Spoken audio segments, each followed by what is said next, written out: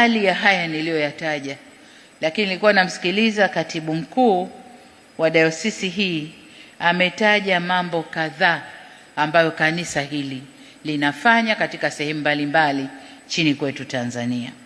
Sasa ndugu zangu, huu ndio utumishi wa dini. Huu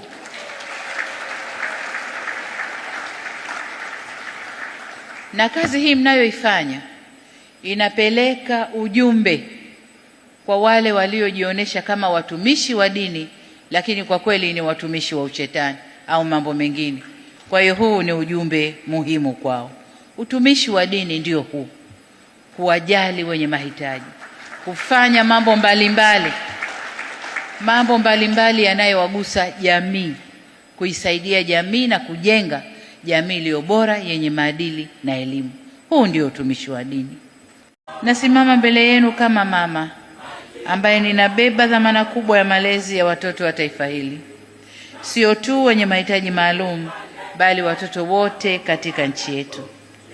Nimekuwa nikifuatilia kipindi maarufu cha TBC kinachoitwa Wape Nafasi, na taswira ninayoisoma kwenye kipindi kile ni kwamba mtoto akiwa hana changamoto anakuwa ni wa baba na wa mama, wote wazazi wawili wanakuwa ni mtoto wao. Lakini mtoto akiwa na changamoto anabaki kuwa mtoto wa mama peke yake. Ukiangalia kipindi kile, wengi wanaohojiwa wenye watoto wenye changamoto ni kina mama. Ukimuuliza baba yuko wapi, alipomwona mtoto hali hii baba kaondoka, au hivyo. Kwa hiyo ndio taswira inayojitokeza, na sisi kama kina mama hatuna budi kusimamia jambo hili.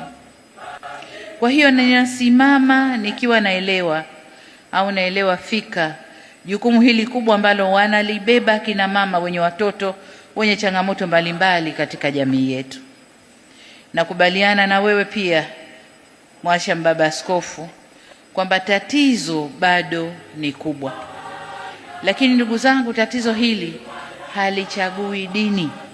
Leo ni kanisa limeamua kuchangisha kujenga kituo kwa watoto hao, lakini tumeonyeshwa kwenye documentary kwamba mdogo wangu Maida mtoto wake amefaidika na mpango huu, lakini kuna shekhe hapa mtoto wake amefaidika ndani ya mpango huu, na kuna wengine na wengine na wengine.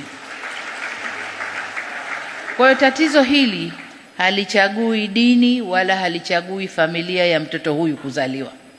Ni tatizo la Watanzania wote.